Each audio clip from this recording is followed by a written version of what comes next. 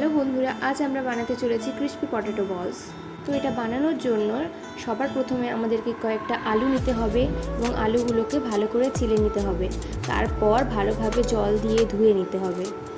এরপর আলুগুলোকে গ্রেট করে নিতে হবে এবং আবারও জল দিয়ে ভালোভাবে ধুয়ে নিতে হবে। আলুগুলি ধুয়ে নেওয়ার পরে একটি মিক্সিং বলে এই আলুর ওপরে পরিমাণ মতো কর্নফ্লাওয়ার, হলুদ গুঁড়ো, লঙ্কা গুঁড়ো এবং স্বাদ মতো লবণ মিশিয়ে নিতে হবে।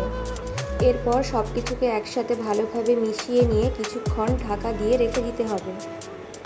লবণ মাখিয়ে রাখার ফলে আলুটা থেকে কিছুটা পরিমাণ জল ছেড়ে দেবে। জলটাকে নিংড়ে এইভাবে ছোট ছোট বল বানিয়ে নিতে হবে। এরপর একটি কড়াইতে সাদা তেল গরম করে নিতে হবে এবং তেলটি গরম হয়ে এলে একের পর এক ওই বলগুলিকে কড়াইয়ের মধ্যে ছেড়ে দিতে হবে। এরপর দু পিঠ ভালোভাবে ভেজে তুলে নিলেই রেডি ক্রিস্পি পটেটো বলস।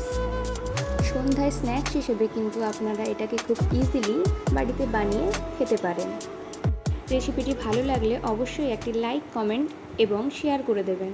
টাটা।